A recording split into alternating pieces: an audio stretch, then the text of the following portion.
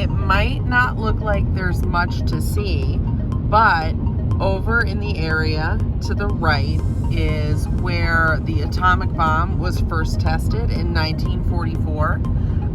So the area is called Trinity, and it's actually still a radioactive area. And when I was doing a little research, I found out that you are able to visit there, but it's only open for visitation 2 days out of the year. So unfortunately, I am not within that window that I'm able to do so.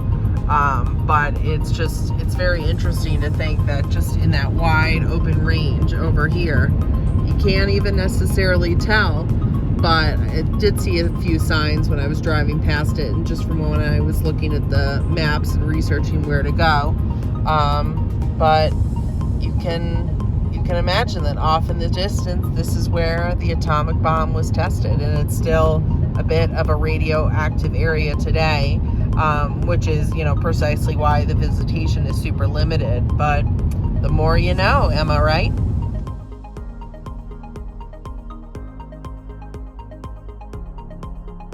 Okay, so right now I am headed to the Very Large Array, which is basically a huge field of these, I don't know what the technical term is, but they're basically like satellites of sorts to look into space and hear sounds of space. If you ever have seen the movie Contact with Jodie Foster, it's one of my favorite movies.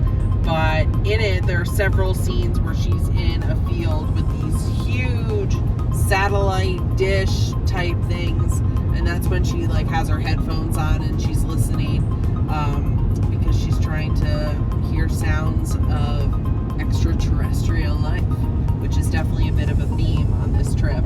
But so we're driving out to get a closer look at them.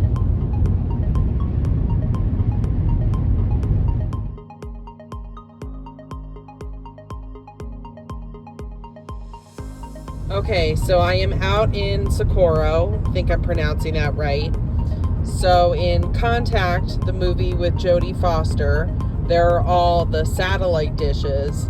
And as you can see, I'm not super close to them, but just like you can see how huge they are. And there's a whole row of them back here.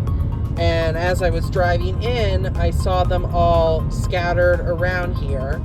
So at least in the premise of the movie, they're listening for different sounds and waves out in the universe.